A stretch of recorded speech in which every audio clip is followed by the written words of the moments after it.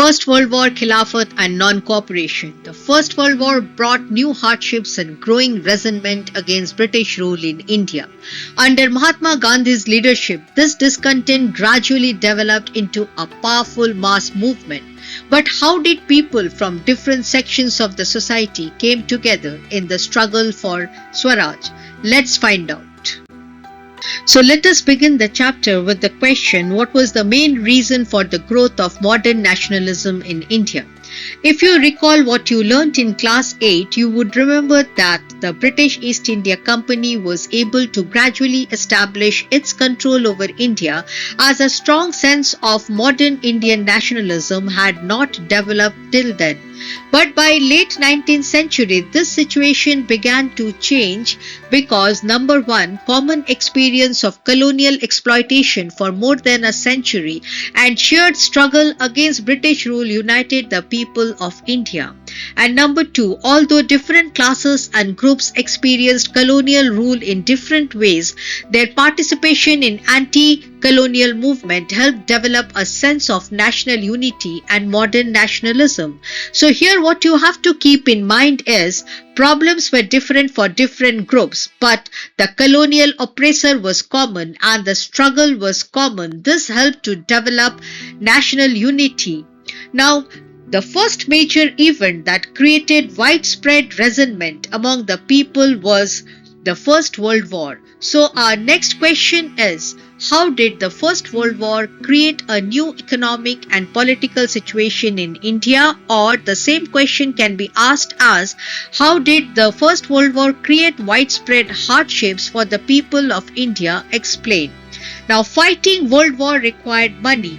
So Britain needed money for fighting the First World War, and the first point therefore is, to meet the high cost of war, the British increased taxes, raised custom duties and introduced income tax.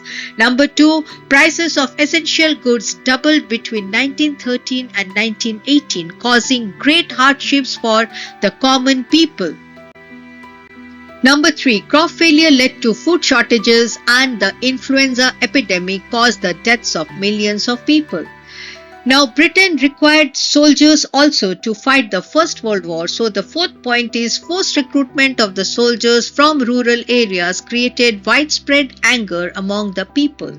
And point number 5 is, people expected relief after the war had ended, but their problems continued. This led to the growing dissatisfaction and encouraged Gandhiji to launch the Satyagraha movement against the British rule.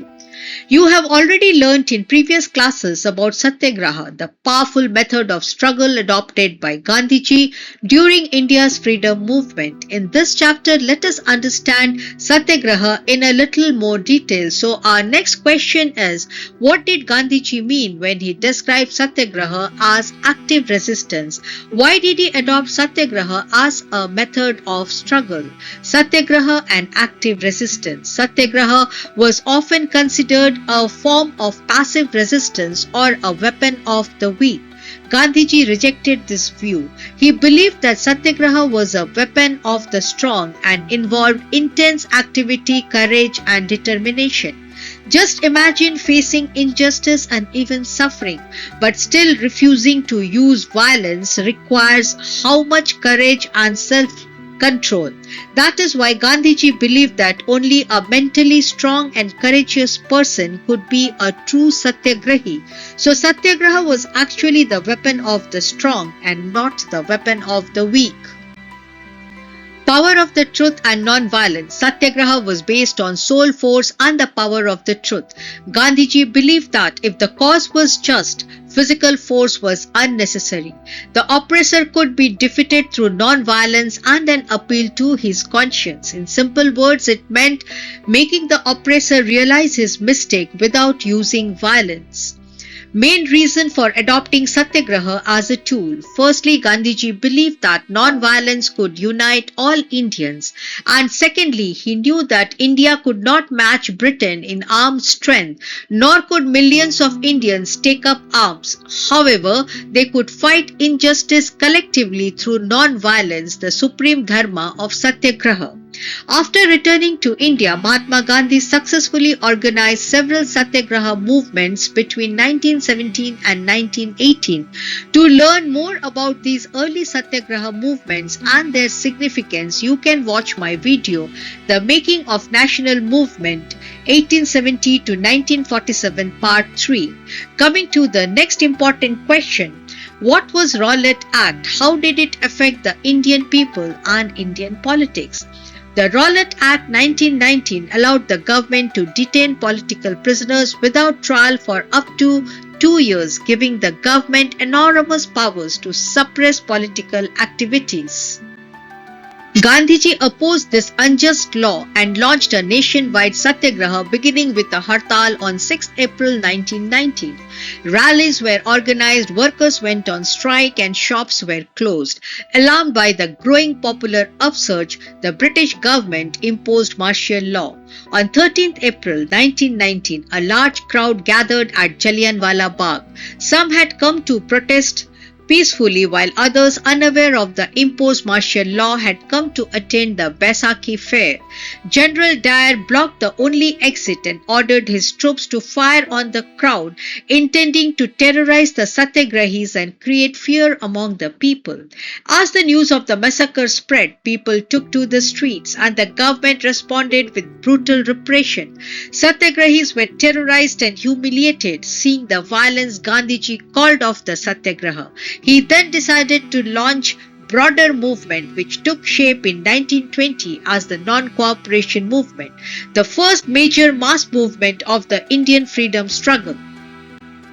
So the next question is, why did Gandhiji feel the need to launch a broader mass movement in India after 1990? Number one, the Rowlatt Satyagraha was largely limited to cities and towns. Gandhiji therefore felt the need for a broader nationwide movement. And number two, he realized that a successful struggle against the British rule required, number one, Hindu-Muslim unity, and number two, wider participation of both the rural and urban population.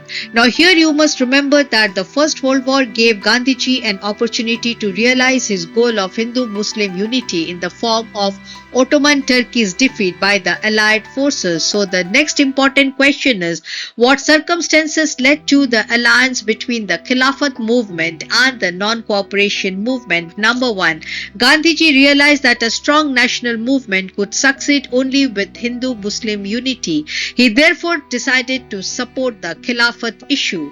Number two, after the defeat of Ottoman Turkey in First World War, a Khilafat committee was formed in Bombay in 1919 to defend the temporal powers of the Khalifa. Number three, young Muslim leaders like Muhammad Ali and Shaukat Ali called for united mass action on Khilafat issue. Gandhiji used this opportunity to bring Hindus and Muslims together in a unified national movement, linking the Khilafat cause with non-cooperation. Coming to the last important question of the chapter, it is, why did Gandhiji choose non-cooperation as a method of struggle and how was the program adopted? Or it can also be asked as, what were the reasons that led Mahatma Gandhi to officially declare the non-cooperation movement in 1920? Number one, Gandhiji wanted to unite Hindus and Muslims by combining the Khilafat issue with the demand for Swaraj and launch a broad-based national movement against the British rule. Number two, in his book Hind Swaraj, Gandhiji stated that British rule was imposed in India and it survived because of the cooperation of the Indians.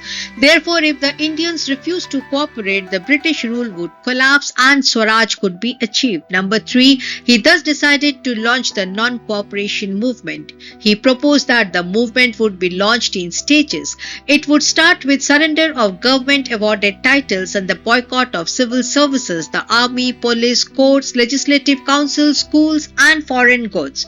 Number four, he stated that in case the government used repression, a full-scale civil disobedience movement would be launched. However, many within the Congress were reluctant to boycott the council elections scheduled for November 1920, and they also feared that the movement might lead to violence. Number five, finally, a compromise was reached at the Nagpur session of the Congress in December 1920, and the non-cooperation program was formally adopted. Thus, we can conclude this chapter by stating that this marked a new phase in India's national movement when the struggle against the British rule began to reach the masses. Thank you for watching and staying with Indrani's History channel where history awakens mind and ignites change. If you found this lesson helpful, please like, share and subscribe my history channel.